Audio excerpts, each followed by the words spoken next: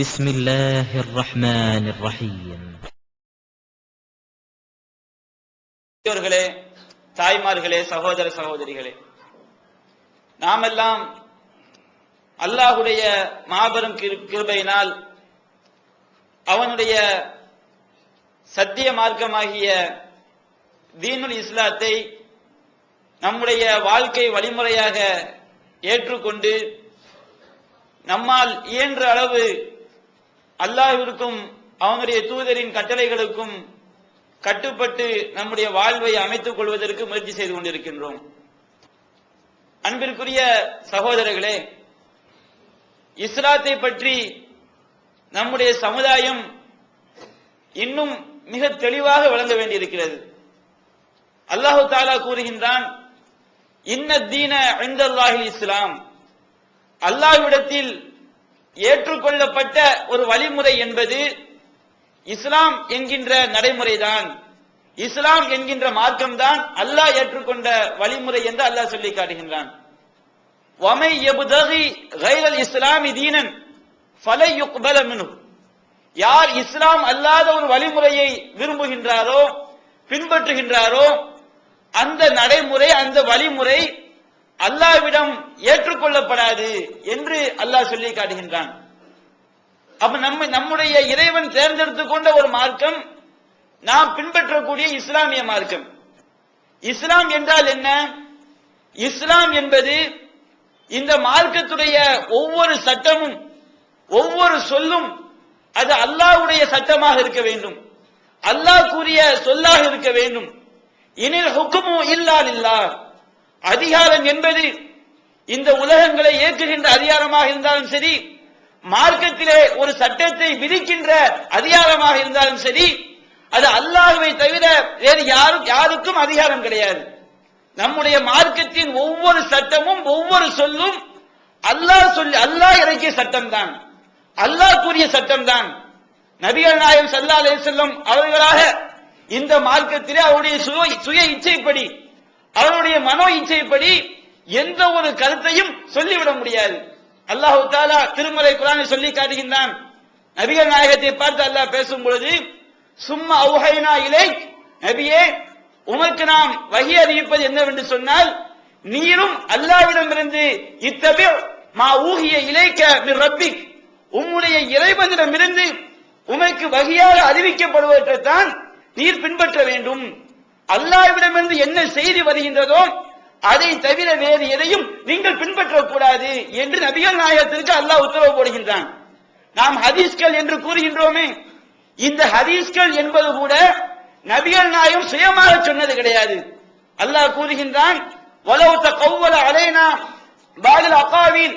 இந்த முஹம்மது ஸல்லல்லாஹு அலைஹி வஸல்லம் அவர்கள் நாம் சொல்லாத சில கருத்துக்களை அவர்களாக இட்டுக்கட்டி கூறுவார்கள் என்று சொன்னால், ல அஹதுனா மின்ஹு பில் யமீன் சும்ம ல கதனா மின்ஹுல் வதீன். பிறகு நாம் அவரை வலக்கரத்தால் பிடித்து அவருடைய நாடி நரம்பை தரித்து விடுவோம் என்று அல்லாஹ் சொல்லி காட்டுகிறான். நபிகள் நாயகம் ஸல்லல்லாஹு அலைஹி வஸல்லம் அவர்கள் இந்த மார்க்கத்திலே அவர்களாக எதையும் சொல்லிவிட மாட்டார்கள். எதற்காக இறைவன் இவ்வளவு கோபப்படுகிறான்? அல்லாஹ்வுடைய தூதராக இருந்தாலும் இறைவன் அவருக்கு எதை அனுமதி கொடுக்கின்றானோ அதைத்தான் அவர் பின்பற்ற வேண்டும். அல்லாஹ் அல்லாத ஒருவன் உருவாக்கிய சட்டத்தை, அல்லாஹ் அல்லாத ஒருவன் சொன்ன சட்டத்தை நாம் மார்க்கமாக ஏற்றுக்கொண்டோம் என்று சொன்னால், அந்த மனிதரை, அந்த சட்டத்தை உருவாக்கியவரை நாம் கடவுளாக எடுத்துக்கொண்டோம். அல்லாஹ் கூறுகின்றான், அம்லஹும் ஷுரகாவுன் ஷரஊ லஹு மினத் தீனி மா லம் யஅதன் பிஹில்லாஹ். அல்லாஹ் அனுமதி அளிக்காதவற்றை மார்க்கமாக்கக்கூடிய கடவுள்கள் அவர்களுக்கு இருக்கிறார்களா? அல்லாஹ் கேட்கின்றான். அல்லாஹ் சொல்லாத ஒன்றை நாம் மார்க்கம் என்று சொன்னால், அல்லாஹ் சொல்லாத ஒன்றை நாம் பின்பற்றினால், அந்த சட்டத்தை உருவாக்கியவரை நாம் கடவுளாக ஏற்றுக்கொண்டோம். அதான் நபிகள் நாயகம் ஸல்லல்லாஹு அலைஹி வஸல்லம் அவர்கள் பல இடங்களில் நமக்கு எச்சரிக்கை செய்கின்றார்கள். மன் அமில அமலன் ஃபலைஸ அலைஹி அம்ருனா ஃபஹுவ ரத்துன். நாம் கட்டளையிடாத காரியத்தை, நபியாகிய நான் சொல்லாத காரியத்தை யார் பின்பற்றுகிறாரோ அது அல்லாஹ்விடத்தில் ஏற்றுக்கொள்ளப்படாது. நபிகள் நாயகம் ஸல்லல்லாஹு அலைஹி வஸல்லம் அவர்கள் நமக்கு எச்சரிக்கையா சொல்லி காட்டக்கூடிய ஒரு விஷயம். மன் அஹ்தஸ ஃபீ அம்ரினா ஹாதா மா லைஸ மின்ஹு ஃபஹுவ ரத்துன். நம்முடைய இந்த மார்க்கத்தில் இல்லாத ஒன்றை எவன் புதிதாக உருவாக்குகிறானோ அதுவும் அல்லாஹ்விடம் மறுக்கப்படக்கூடியதே என்று நமக்கு எச்சரிக்கை செய்கிறார்கள். சிறிய விஷயம் பெரிய விஷயம் என்றெல்லாம் கிடையாது. அல்லாஹ் சொல்லாத ஒன்றை யாராவது புதிதாக உருவாக்கினால் அது அல்லாஹ்விடத்தில் ஏற்றுக்கொள்ளப்படாது. எந்த அளவுக்கு மார்க்கம் கடமை காட்டுகிறது? அல்லாஹ் சொல்லாத ஒரு சட்டத்தை, அல்லாஹ்வுடைய அனுமதியின் பிரகாரம் அவனுடைய தூதர் சொல்லாத ஒரு சட்டத்தை நாம் உருவாக்கிறோம் என்று சொன்னால் நாம் இஸ்லாத்தை விட்டு வெளியேறிவிட்டோம், நாம் புதிய மார்க்கத்தை உருவாக்கி விட்டோம். அவர்களே மதம் மாறியவர்கள் என்று நபிகள் நாயகம் ஸல்லல்லாஹு அலைஹி வஸல்லம் சொல்லி காட்டுகிறார்கள். அல்லாஹ் சொல்லாத ஒரு சட்டத்தை உருவாக்குவது அது இஸ்லாமே கிடையாது. நாம் சஹீஹுல் புகாரியிலே பார்க்கின்றோம், மறுமை நாளிலே நபிகள் நாயகம் ஸல்லல்லாஹு அலைஹி வஸல்லம் அவர்களுக்கு ஹவுதுல் கௌசர், கௌசர் என்கின்ற தடாகம் அவருடைய கட்டுப்பாட்டிலே அல்லாஹ் கொடுக்கின்றான். அந்த தடாகத்திலே யாரெல்லாம் நீர் அருந்துகிறார்களோ அவர்களுக்கு தாகம் என்பதே ஏற்படாது. அப்பொழுது சில சஹாபாக்கள், சில நபி தோழர்கள் அங்கே நீர் அருந்துவதற்காக வருகின்றார்கள். நபிகள் நாயகம் ஸல்லல்லாஹு அலைஹி வஸல்லம் அவர்கள் அந்த சஹாபாக்களை பார்க்கின்றார்கள். அப்படி பார்க்கும் பொழுது மலக்குமார் என்ன செய்கின்றார்கள்? அந்த சஹாபாக்களை தூக்கி இடதுபுறமாக தூக்கி வீசுகின்றார்கள். அல்லாஹ்வின் தூதர் கூறுகின்றார்கள், யா சுஹாபி, யா சுஹாபி, என்னுடைய தோழர்களே, என்னுடைய தோழர்களே என்று கதறும் பொழுது அல்லாஹ் அங்கே நபிகள் நாயகத்திற்கு பதில் கொடுக்கின்றான். யா முஹம்மத் லா தத்ரி மா ஹதசு பஅதக், முஹம்மது அவர்களே, நீர் மரணித்த பிறகு இஸ்லாம் என்ற பெயரில் இவர்கள் எதையெல்லாம் புதிதாக உருவாக்கினார்கள் என்பதை நீர் அறிய மாட்டீர். இன்னவும் இர்தத்து அல ஆகாதிஹிம், இவர்கள் வந்த வழியே மதம் மாறி சென்றார்கள். அல்லாஹ் சொல்லி காட்டுகிறான். இஸ்லாத்தில் இல்லாத ஒன்றை புதிதாக உருவாக்குவதை, நபிகள் நாயகம் சொல்லாத ஒன்றை மார்க்கம் என்று சொல்வதை எப்படி அல்லாஹ் சொல்லி காட்டுகிறான்? இன்னவும் இர்தத்து அல ஆகாதிஹிம், இவர்கள் வந்த வழியே மதம் மாறி சென்றார்கள். அல்லாஹ்வுடைய சட்டத்தை தான் பின்பற்ற வேண்டும் என்று தெரிந்த பிறகும் அல்லாஹ்வுடைய அதிகாரத்தை தன்னுடைய கையில் எடுத்துக்கொண்டு இவர்கள் புதிதாக மார்க்கம் என்ற பெயரில் உருவாக்கினார்கள். அப்போ நபிகள் நாயகம் சொல்வார்கள், சுஹகன் சுஹகன் லிமன் கய்யர பஅதி, எனக்கு பிறகு என்னுடைய மார்க்கத்தை எவன் மாற்றிவிட்டானோ அவனுக்கு நாசம்தான், அவனுக்கு கேடுதான், எனக்கும் அவர்களுக்கும் எவ்வித சம்பந்தமும் இல்லை என்று அல்லாஹ்விடம் அல்லாஹ்வின் தூதர் சொல்லி விடுவார்கள். அப்ப இஸ்லாம் எந்த அளவிற்கு நபிகள் நாயகம் சொல்லாத சட்டங்களை உருவாக்குவதை மிக கடுமையாக எச்சரிக்கை செய்வதை பார்க்கிறோம். நபிகள் நாயகம் சொல்லாத சட்டங்கள் என்பது அல்லாஹ்வுடைய அனுமதி பெற்று நபிகள் நாயகம் சொல்லி இருக்கின்றார்களே அதற்கு எதிரான சட்டங்களை உருவாக்குவது, அல்லாஹ்வுடைய அனுமதி பெற்று நபிகள் நாயகம் சொல்லவில்லையே அதுபோல் சட்டங்களை நாம் உருவாக்குவதுதான் புதிய மதத்தை உருவாக்குவது என்று இஸ்லாம் அதை சொல்லி காட்டுகிறது. எந்த அளவிற்கு இன்றைக்கு உலகத்திலே கொடிய பாவங்கள், கெட்ட விஷயங்கள் எதுவென்று கேட்டால் நாம் அதை சொல்வோம், விபச்சாரம் செய்வது ஒரு பயங்கரமான ஒரு செயல், அது ஒரு கெட்ட விஷயம், கொலை செய்வது அது பயங்கரமான ஒரு பாவம், வட்டி வாங்குவது பயங்கரமான பாவம் என்றெல்லாம் நாம் சொல்வோம். ஆனால் இவையெல்லாம் பயங்கரமான பாவங்கள், பெரும் பாவங்கள் என்பதிலே மாற்று கருத்து கிடையாது. இஸ்லாம் இதை பயங்கரமான பாவமாக சொல்லி காட்டுகிறது. ஆனால் எல்லா பாவங்களிலும் மிக கடுமையான பாவமாக இஸ்லாம் வர்ணிப்பது அல்லாஹ் சொல்லி காட்டுகிறார்கள். இன்ன அஸ்தகல் ஹதீஸி கிதாபுல்லாஹ், செய்திகளில் மிக உண்மையான செய்தி அல்லாஹ்வுடைய வேதம் சொல்லக்கூடிய செய்தி. வ ஹைரல் ஹதீயி ஹதீயு முஹம்மத், வழிகாட்டுதலில் மிக சிறந்த வழிகாட்டுதல் முஹம்மது ஸல்லல்லாஹு அலைஹி வஸல்லம் உடைய வழிகாட்டுதல். வ ஷர்ரல் உமூர், காரியங்களிலேயே மிக தீயது. நீங்கள் கொலை கெட்ட காரியம் நினைக்கிறீர்களா? அந்த கொலையை விட கொடியது. நீங்கள் விபச்சாரம் கெட்டது நினைக்கிறீர்களா? அந்த விபச்சாரத்தை விட கொடியது. வட்டியை பாவம் நினைக்கிறீர்களா? அந்த வட்டியை விட பெரிய ஒரு பாவம் எதுவென்று சொன்னால் முஹதசாத்துஹா, இஸ்லாம் என்ற பெயரில், மார்க்கம் என்ற பெயரில் புதிதாக உருவாக்குவது. கொலை செய்பவன் அதை தவறு என்று நினைத்துதான் செய்கிறான், வட்டி வாங்குபவன் அதை பாவம் என்று நினைத்துதான் வாங்குகிறான். ஆனால் இஸ்லாம் என்ற பெயரில் புதிதாக உருவாக்குவது இருக்கிறதே, இது இஸ்லாமிய அல்லாஹ்வுடைய அதிகாரத்தை கையில் எடுப்பது. இத்தபிஉ மா உன்சில இலைக்கும் மின் ரப்பிக்கும், உங்கள் இறைவனிடமிருந்து உங்களுக்கு எது அருளப்பட்டதோ அதைத்தான் நீங்கள் பின்பற்ற வேண்டும். வலா தத்தபிஉ மின் தூனிஹி அவுலியா, அல்லாஹ்வை விடுத்து மற்றவர்களை பொறுப்பாளர்களாக ஆக்கி நீங்கள் பின்பற்றாதீர்கள் என்று அல்லாஹ் எச்சரிக்கை செய்கிறான். அப்ப நாம் எல்லாம் அல்லாஹ்வுடைய அடிமைகள். அல்லாஹ் எப்படி வாழ வேண்டும் என்று சொன்னானோ, அல்லாஹ் எப்படி நாம் நடக்க வேண்டும் என்று சொன்னானோ, அந்த சட்டத்தை தான் நாம் ஏற்றுக்கொண்டு வாழ வேண்டும். அல்லாஹ்வுடைய அதிகாரத்தில் நாம் கை வைத்து விடக் கூடாது.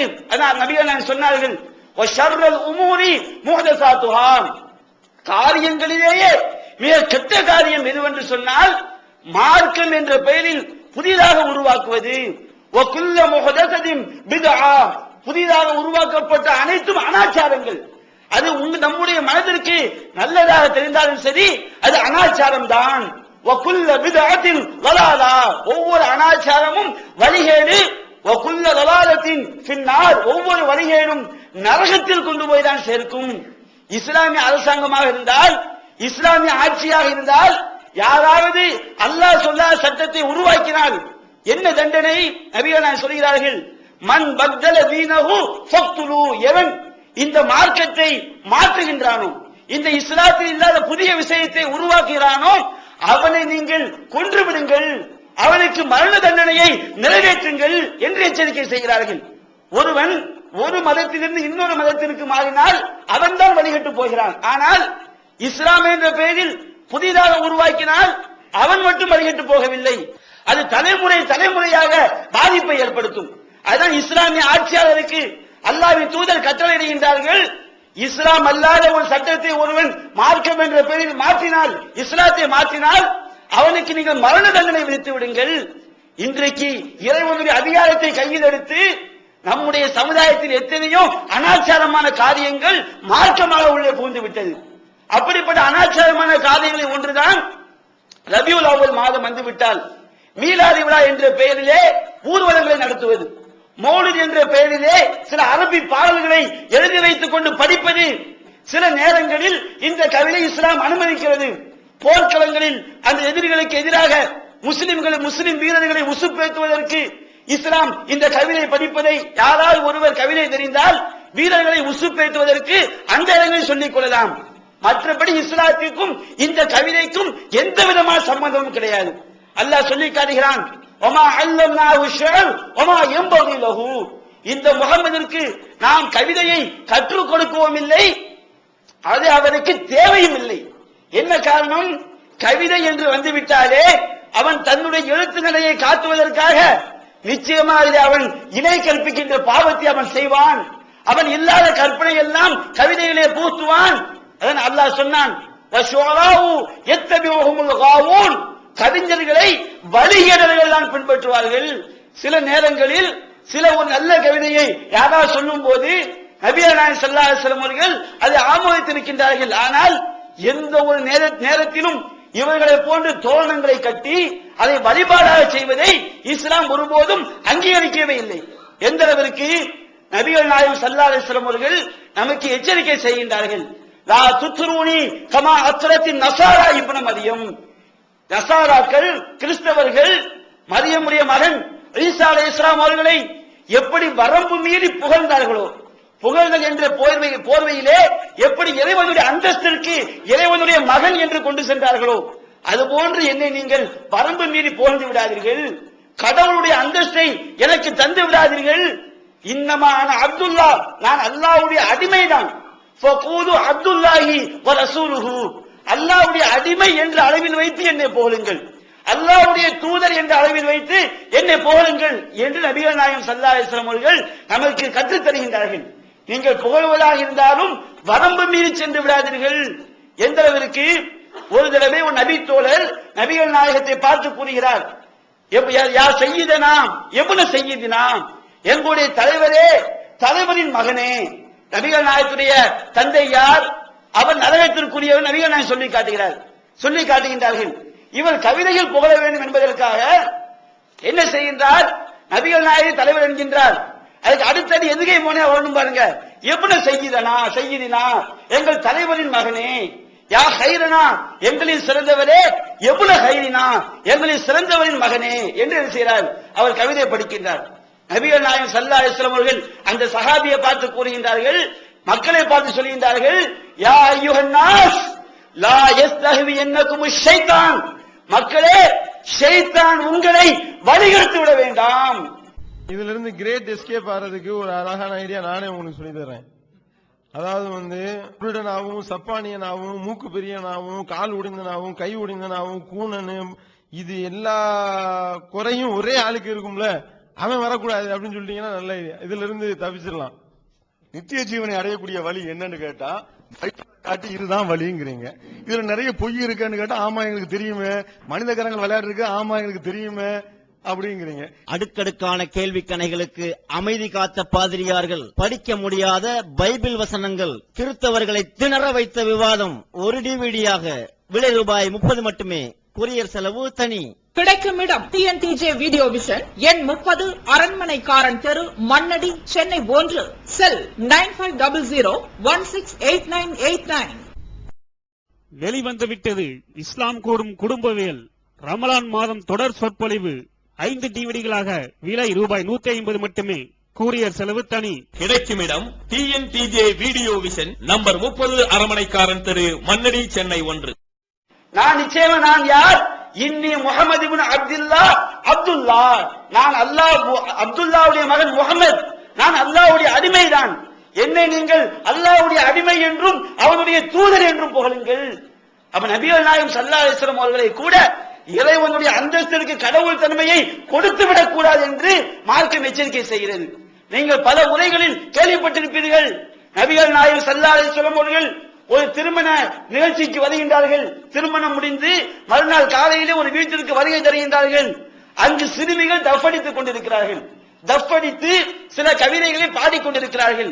தஃப் என்பது வீணான காரியம். திருமணம் போன்ற பெருநாள் போன்ற இடங்களிலே அந்த வீணான காரியத்திற்கு மட்டும், அந்த தஃபிற்கு மட்டும் இசை என்று எடுத்துவிடக் கூடாது. அந்த தஃபிற்கு மட்டும் மார்க்கம் என்ன செய்கிறது? அனுமதி தருகிறது.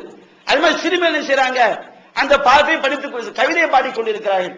அப்படி பாடிக்கொண்டிருக்கும் பொழுது நபிகள் நாயகத்தை பார்த்தவுடன் அந்த சிறுமிகள் சொல்கிறார்கள், சீனா நபியும் யாரும் மாஃபியகதின், எங்களிடம் ஒரு நபி இருக்கின்றார், அவர் நாளை நடப்பதையெல்லாம் அறிவார். கடவுள் தன்மையை நபிகள் நாயகத்திற்கு வழங்குகிறார்கள். நாளை நடப்பதை அறிபவன் யார்? லா யஅலமு மா ஃபிஸ் ஸமாவாதி வல் அர்தி இல்லல்லாஹ். வானங்களிலும் பூமியிலும் மறைவானவற்றை அல்லாஹ்வை தவிர வேறு யாரும் அறிந்து கொள்ள முடியாது. அல்லாஹ் சொல்லி காட்டுகிறான், வமா தத்ரி நஃப்சுன் மாதா தக்ஸிபு கதா. எந்த ஒரு ஜீவனும் அவனுக்கு அடுத்த வினாடி நாளை என்ன நடக்கும் என்பதை அறிந்து கொள்ள முடியாது. இன்னல்லாஹ இன்தஹு மஃபாத்திஹுல் கைப். அல்லாஹ்விடம்தான் மறைவானவற்றின் திறவுகோல்கள் இருக்கிறது. லா யஅலமுஹா இல்லா ஹுவ.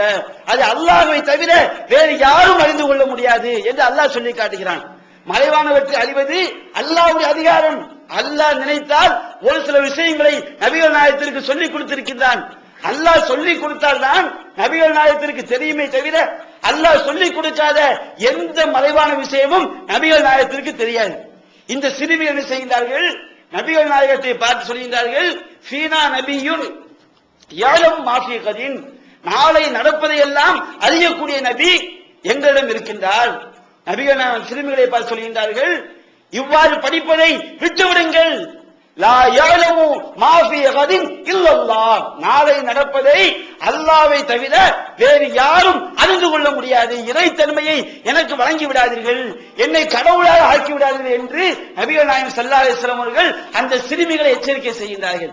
நபிகள் நாயகத்தின் முன்னிலையில் ஒரு கவிஞன் கேடுகட்ட கவிதைகளை பாடிக்கொண்டு வருகிறான்.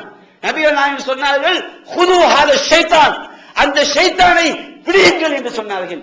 கேடுகட்ட கவிதைகளை படிப்பதை, கவிதை என்பது வணக்கம் அல்ல, வழிபாடு அல்ல, அதை வணக்கமாக செய்வது கூடாது. நீங்கள் பொழுதுபோக்கிற்காக ஒருவர் கவிதையை படித்தால் கூட, கவிதை எழுதினால் கூட இணை வைக்கின்ற கவிதைகளை எழுதிவிடக் கூடாது என்று மார்க்கம் எச்சரிக்கை செய்கிறது. இன்றைக்கு மௌலூத் என்று ஓதுகிறார்களே, இதில் எப்படிப்பட்ட இணை கற்பிக்கக்கூடிய காரியங்கள் அதில் மலிந்து காணப்படுகிறது. நம்முடைய சமுதாயம் இதில் எந்த அளவிற்கு பொடுபோக்காக இருக்கிறது. ஆலிம் பெருமக்கள் இதை மக்களுக்கு எடுத்து சொன்னார்களா? என்ன நிலைமை? இணை வைத்தால் என்னவாகும்? நிரந்தர நரகம்.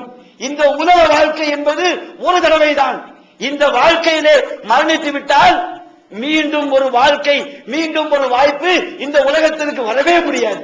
நரகவாசிகள் அல்லாஹ்வை கெஞ்சுவார்கள், இறைவா லவ் அன்னலனா கர்ரத்தன், எங்களுக்கு மீண்டும் ஒரு வாய்ப்பை கொடு யா அல்லாஹ், மீண்டும் ஒரு சான்ஸை கொடு உலகத்திற்கு செல்வதற்கு.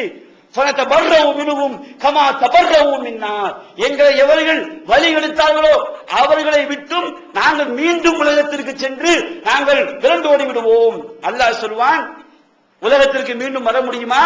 கதாலிக்க யுரியுமுல்லாஹு அமாலஹும் ஹஸராத்தின் அலைஹிம் வமாஹும் பிஹாரிஜீன மினன் நார்.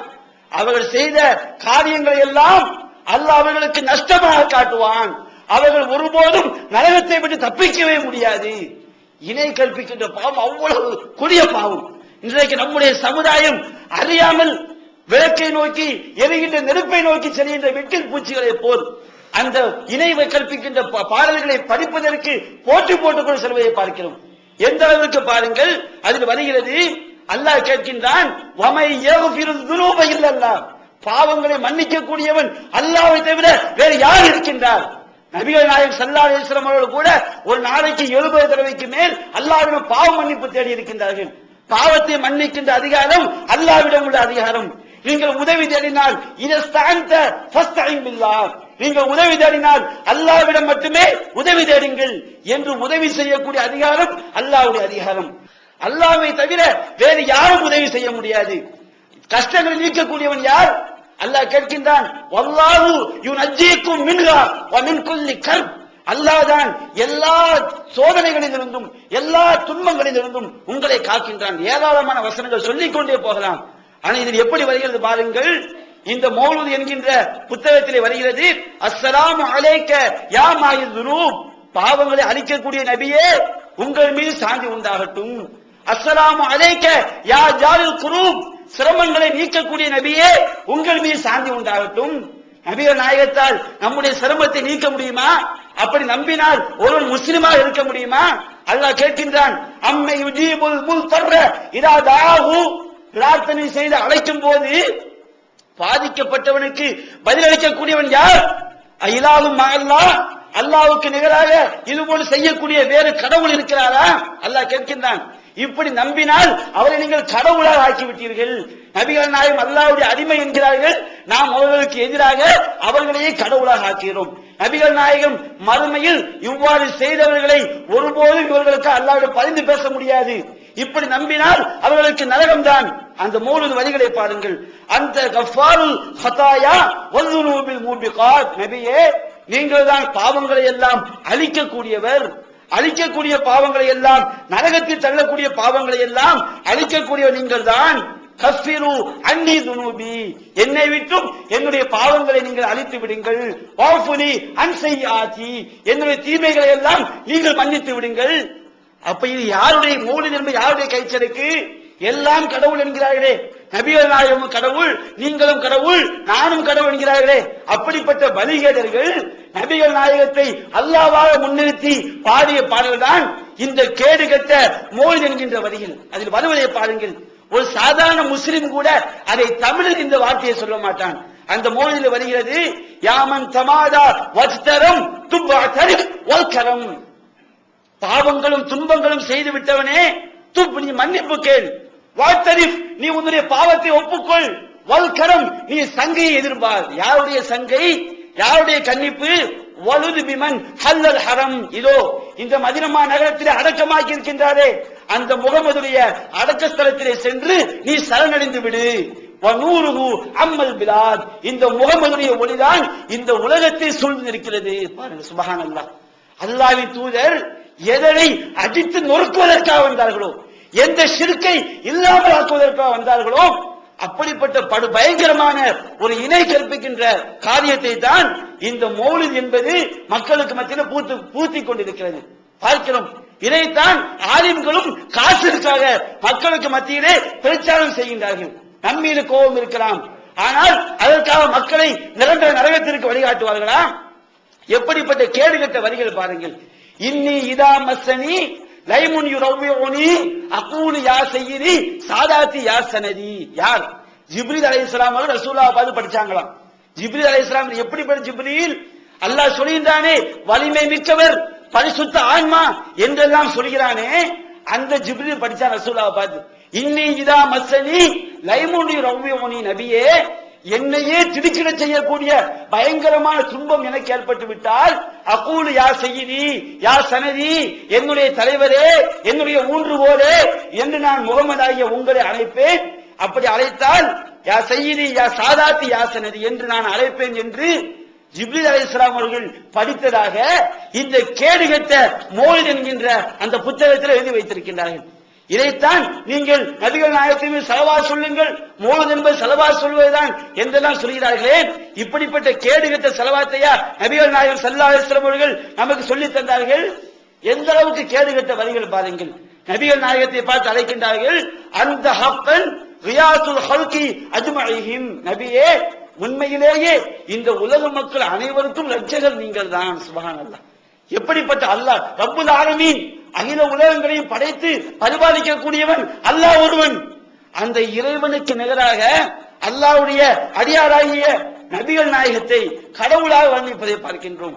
எப்படி பாருங்கள், இந்த மௌலிது முழுவதும் இணை கற்பிக்கக்கூடிய வரிகள் தான். ஒரு சில விஷயங்களை நான் உங்களுக்கு சுருக்கமாக சொல்லி காட்டுகிறேன். அந்த மௌலித் என்கின்ற கவிஞன், அந்த மௌலிதை எழுதிய கவிஞன் சொல்லி காட்டுகின்றான், லாகத் பியல் அஸ்பாப் கத் ஜிது ஹாதல் பாப் உகப்பிலுல் ஆயதாப் அபகி மினல் அஹ்பாப் வஸாதாத்தில் அஹ்யார். அவர் கூறுகின்றான், லாகத் பியல் அஸ்பாப், நான் வாழ்வதற்குரிய வாழ்க்கை வழிமுறைகள் எல்லாம் எனக்கு நெருக்கடியாகிவிட்டது. ஃபஜிது ஹாதல் பாப், நபியே உங்களுடைய அடக்க ஸ்தலத்திற்கு, உங்களுடைய வாசலுக்கு நான் வந்துவிட்டேன். உகப்பில் ஆயதாப், அந்த அடக்க ஸ்தலத்தின் நிலைப்படிகளை தர்கா மாதிரி கற்பனை பண்ணிக்கிட்டான். அந்த அடக்க ஸ்தலத்தின் நிலைப்படிகளை நான் முத்தமிடுகின்றேன். அபுகி இலல் அஹ்பாப், நேசர்களின் அந்த திருப்தியை நான் விரும்புகின்றேன். யார்? அல்லாஹ்வுடைய திருப்தியை விட்டுவிட்டு யாருடைய திருப்தி வேண்டுமாம்? அடக்க ஸ்தலத்தில் அடக்கம் செய்யப்பட்டிருக்கிறார்களே அவருடைய திருப்தியை நான் விரும்புகின்றேன். ஃபஸத்து கஃப ஃபாகதி வன்னதமி, எனக்கு ஏற்பட்ட ஏழ்மை மற்றும் துன்பத்தின் காரணமாக என்னுடைய கைகளை ஏந்தி விட்டேன். அர்ஜு ஜஸீல ஃபதுலிக்கும் வல் கரமி, உங்களுடைய அளவற்ற அருளையும் உங்களுடைய சங்கையையும் நான் எதிர்பார்க்கின்றேன். என்ன பாருங்க, இறைவனிடம் கேட்க, வமன் வமன் அதுலமு மிம்மை எதுவோ மின்தூனில்லாஹ், அல்லாஹ்வை விட்டுவிட்டு மற்றவர்களை அழைப்பவனை விட அநியாயக்காரன் யார் என்று அல்லாஹ் சொல்லி காட்டுகின்றான். அத்வாஉ ஹுவல் இபாதா, நீங்கள் பிரார்த்தனை செய்கிறீர்கள், வணக்கம், வணக்கத்திற்குரியவன் யார்? அல்லாஹ் ஒருவன் தான் வணக்கத்திற்குரியவன், அவனை தவிர வேறு யாரையும் வணக்கத்திற்குரியவன் இல்லை என்று சொன்ன மார்க்கத்திலே பிரார்த்தனைகளை எல்லாம் யாரிடம் செய்கின்றார்கள்? அல்லாஹ்வுடைய தூதரிடம் அவர்களை கடவுளாக சித்தரித்து எழுதப்பட்ட கேடுகட்ட வரிகள் தான் இந்த மௌலித் என்பது. நம்முடைய இஸ்லாமிய சமுதாயம் விழிப்புணர்வு பெற வேண்டும். நாம் மறுமையை நம்பிய சமுதாயம். நம்முடைய வாழ்க்கை இந்த உலகத்தோடு முடிய போவதில்லை. மறுமையில் தோல்வி அடைந்து விட்டால் நிச்சயமாக யாரும் காப்பாற்ற முடியாது, யாரும் நம்முடைய உதவிக்கு வர முடியாது. மீண்டும் ஒரு முறை இந்த உலகத்திற்கு வரவும் முடியாது. ஒரு வாழ்க்கை தான், இந்த உலக வாழ்க்கை என்பது ஒரு தடவை தான். அதில் நாம் தோல்வி அடைந்து விடக்கூடாது. இது போன்று இணை கற்பிக்கக்கூடிய காரியங்களை விட்டும் தவிர்ந்து வாழக்கூடிய மக்களாக அல்லாஹ் நம் அனைவரையும் ஆழ்கால் உரிவானாக என்று கூறி என்னுடைய முதல் உரையை நிறைவு செய்கின்றேன். வாகுல் தஅவானா அல்ஹம்துலில்லாஹி ரப்பில் ஆலமீன். அஸ்ஸலாமு அலைக்கும். இந்த ரபியுல் அவ்வல் மாதத்திலே மார்க்கத்திற்கு எதிரான விதத்தான அனாச்சாரங்களை செய்யக்கூடியவர்கள் மக்களுக்கு மத்தியிலே இந்த நூதன அனுஷ்டானங்களை, மார்க்கம் என்ற பெயரால் புதிதாக உருவாக்கப்பட்ட இந்த மீலாது மௌலூது என்ற இந்த வழிகேடுகளை மக்களுக்கு மத்தியில் கொண்டு செல்வதில் மிகவும் மும்முரம் காட்டுகிறார்கள். குறிப்பாக சொல்ல வேண்டும் என்று சொன்னால், தரீகாவை, தர்கா வழிபாட்டை அடிப்படையாக கொண்டவர்களும் ஜமாஅத்துல் உலமா என்ற போர்வையில் இருக்கின்றார்களே, இந்த ஆலிம்களும் தான் மிகவும் டேஞ்சரானவர்கள். இவர் என்ன செய்கிறார்கள்? இந்த ரபியுல் அவ்வல் மாதம் வந்துவிட்டால் 12 நாளைக்கும் பள்ளிவாசலிலே நபிகள் நாயகத்தை பற்றி புகழ்ந்து பேச வேண்டும் என்று புதிய சடங்கை உருவாக்கி, மௌலூது ஓத வேண்டும் என்று புதிய சடங்கை உருவாக்கி, இந்த இணை கற்பிக்கக்கூடிய காரியத்தை மக்களுக்கு மத்தியில் கொண்டு சென்று கொண்டிருக்கிறார்கள். சில ஊர்களில் மிரட்டுகின்றார்கள், நீங்கள் இந்த மௌலூதிற்கு காசு தராவிட்டால் உங்களை நாங்கள் ஊரை விட்டு நீக்குவோம், நாங்கள் வட்டாரத்தை விட்டு நீக்குவோம் என்று செய்கிறார்கள். இணை கற்பிக்கக்கூடியவர்கள் மிரட்டுகின்றார்கள். அசத்தியத்தில் உள்ள ஒருவனுக்கு இவ்வளவு தைரியம் இருக்கும் என்று சொன்னால், ஒரு அசத்தியத்தை பூத்தக்கூடியவனுக்கு, ஏமாற்றி இதை வைத்து காசு சம்பாதிக்கக்கூடியவனுக்கு இவ்வளவு மன உறுதி இருக்கும் என்று சொன்னால், தௌஹீதில் உள்ள நம்முடைய மன உறுதி வர வேண்டாமா? நீங்கள் இதை மக்களிடம் எடுத்துச் சொல்வதற்கு மட்டுமல்லாமல் யாராவது ஒருவன் இணை கற்பிக்கின்ற காரியம், இந்த கேடுகட்ட இந்த வழிகேட்டிற்காக நம்மிடம் காசு பணம் கேட்டு வந்தால் 5 காசு கூட நீங்கள் உதவி செய்யாதீர்கள். உங்களுக்கு ஒரு பாதிப்பு ஏற்பட்டால் அல்லாஹ்விற்கு அடுத்தபடியாக தமிழ்நாடு தௌஹீத் ஜமாத் நம்முடைய ஜமாத் என்ன செய்யும்? உங்களுக்கு உறுதுணையாக நிற்கும். ஆனால் ஒருபோதும் இந்த கேடுகட்ட காரியத்திற்கு நாம் உதவி செய்து விடக்கூடாது. அத்தோடு மட்டுமல்லாமல் இதற்கு எதிராக நாம் பிரச்சாரத்தை மேற்கொள்ள வேண்டும். இதை சாதாரண விஷயம் நீங்கள் எண்ணி விடாதீர்கள். ஒரு மதத்தை இஸ்லாத்தை விட்டு வெளியேற்றக்கூடிய ஒரு நிகழ்வு, புதிய ஒரு மார்க்கத்தை உருவாக்கக்கூடிய ஒரு காரியம். அல்லாஹ்வின் தூதர் பிதஅத்துகளை உண்டாக்குவதை அனாச்சாரம் என்று சொன்னார்களே, அதை வழிகேடு என்று சொன்னார்களே, புதிய மார்க்கத்தை உருவாக்குவது என்று சொன்னார்களே.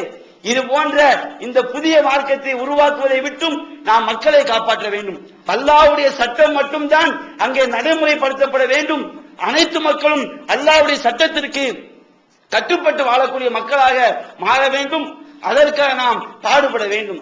நம்மால் இயன்ற அளவு நம்முடைய சக்திக்கு உட்பட்டு எல்லா இடங்களிலும் மூலை முடுக்குகளிலும் இந்த இணை கற்பிக்கின்ற காரியத்திற்கு எதிரான பிரச்சாரங்களை செய்ய வேண்டும் என்று கூறி என்னுடைய உரையை நான் நிறைவு செய்கின்றேன்.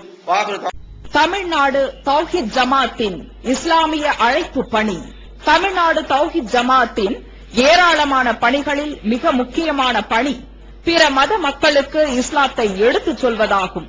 இஸ்லாம் தீவிரவாதத்தை ஆதரிக்கிறதா, பெண்ணடிமைத்தனத்தை ஆதரிக்கிறதா, பலதார மனத்தை ஆதரிப்பது ஏன் என்பன போன்ற எண்ணற்ற சந்தேகங்களுக்கு விடையாக இஸ்லாம் ஓர் இனிய மார்க்கம் எனும் நேரடி கேள்வி பதில் நிகழ்ச்சிகள், இஸ்லாத்தையும் முஸ்லிம்களையும் பற்றிய தவறான எண்ணங்களை களையும் இந்நிகழ்ச்சி தமிழகமெங்கும் நூற்றுக்கணக்கில் நடத்தப்பட்டு வருகின்றன.